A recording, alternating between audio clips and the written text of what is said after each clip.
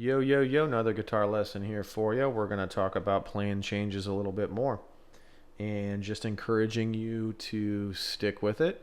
Take your time and just understand, like I was going over in another lesson before, understand the relationship you're working on.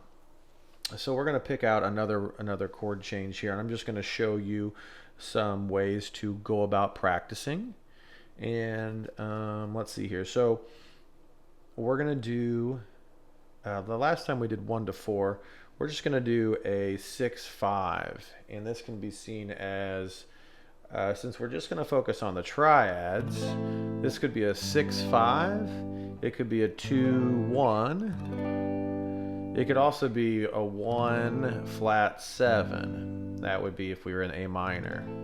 So that's 2 chords, A minor to G, 3 ways that this shows up in music. And this movement shows up quite a bit. And so let's take a look at it. So I'm just gonna pick 2 spots on my guitar here. And I'm just gonna find this pattern here with my A minor. And then this G here. And grab those. Those are just the notes I'm going to use for now, okay? And I'm going to turn my metronome on and, decide whatever tempo you want. It's really important when you decide to play with a metronome that you pick a tempo that is not too fast, especially if you're learning something new.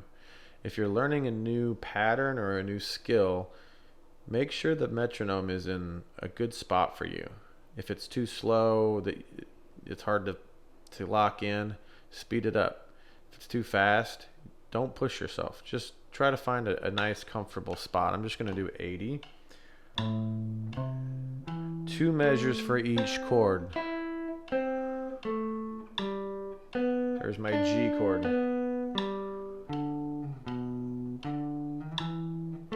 And you don't always have to start on the 1.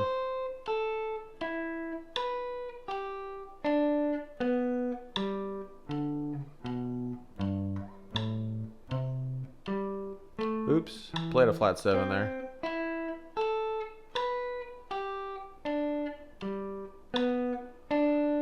So I'm just kind of bouncing around these 2 chords. You can hear the change as you're practicing. You're developing your ear.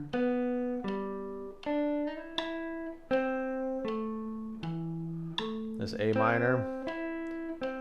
You find the half steps too. The half steps are like gold. There's the half step.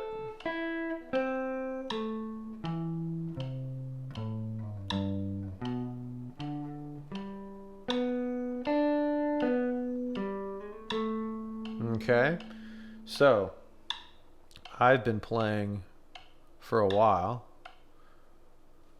So obviously, that's a pretty simple lesson for me, but it's still remarkably engaging. It keeps my mind very engaged, and you're always learning something new, So one thing you can recognize when you put 2 chords together, ask yourself, is there a half step anywhere? So A, is there a half step from A to any notes in G? No, it's right in between the G and the B, so it's a whole step apart. The C is a half step away from B, which is in the G major chord. That's going to be important. Check it out. If I say something like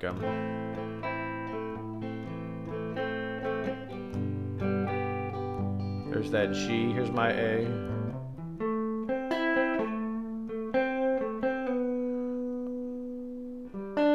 Just move that half step over, you can just hear that. I'm only playing 1 note. It's like you can hear the whole G major chord come in right there. Oops. It's up there too. Got a little sloppy on that one. But you get what I'm saying. So now I'm just practicing those. Now eventually you want to be able to overlap these as well. And so you can kind of start to, spread that out. But just start there for now. Keep it simple.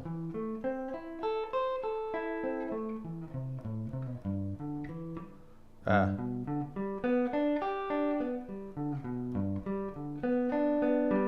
And then you can, now here's another thing to be aware of. When you're doing this, it can be very frustrating. It's very limiting. It's actually limiting your creativity. This is kind of part of my, what I've told you guys in the past is, and I tell my students, you got the classroom and you got the playground. You don't want to be one foot in and one foot in the other.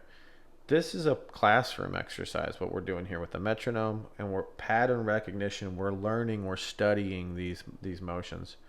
We're just taking some time out of the day to just play these specific notes and see where they're located.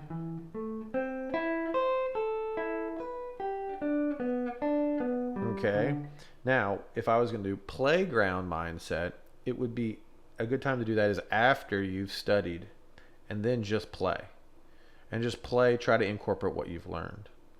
So if I'm going to do that, maybe I'm thinking, well, I could just play my A minor chord. And this is kind of challenging depending on where you are. But see if you can keep the progression going by hitting the chord tones.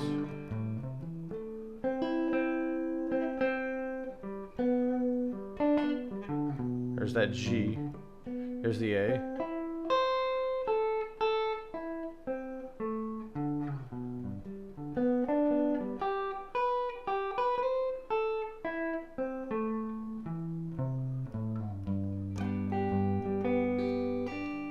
So I just kept I started by playing the chords, and then I just went into that little kind of guitar solo kind of thing. Maybe go back.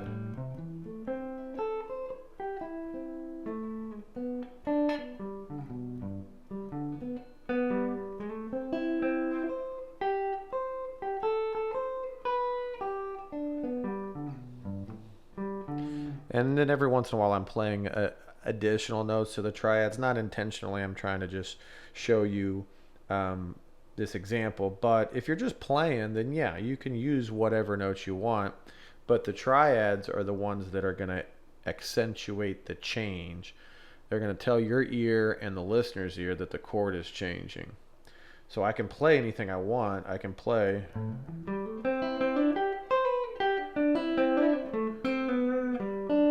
As long as I go to that G, I hit those chord tones.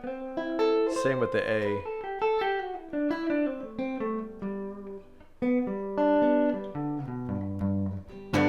So yeah.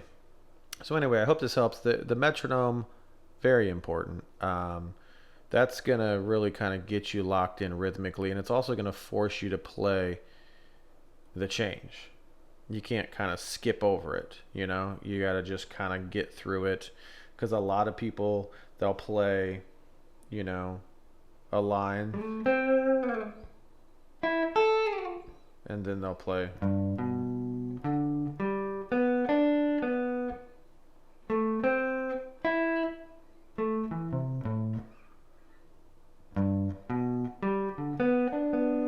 Which it sounds fine. But if you can't actually play every beat, you're kind of limited in that sense. You want to be able to just smoothly play.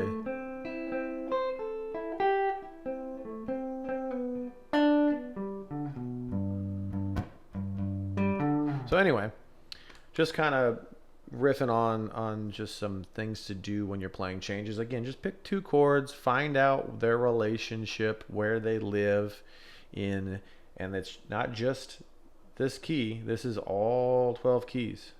The 6 and the 5, or the 2 and the 1, or the 1 and the flat 7 and the minor key, right? So I hope you guys enjoy this. Again, comment, leave any questions, especially about playing changes. I know the last video I did about playing changes seems to get a lot of views and a lot of attention, so I'm just going to continue to do that if you guys are interested. And it is a big topic, and so I can really kind of help you guys, I think, just understand it a little better. And that way, you know, as a teacher, my job is to keep you from going down some back roads that don't lead anywhere, because I've been down all of the roads. So some of them are just kind of dead ends. So anyway, hope you guys enjoy the lesson, and I've still got some openings. So if you guys are interested in any one-on-one lessons, I do Zoom. So anywhere in the world, we can link up if you've got internet and a computer. So peace.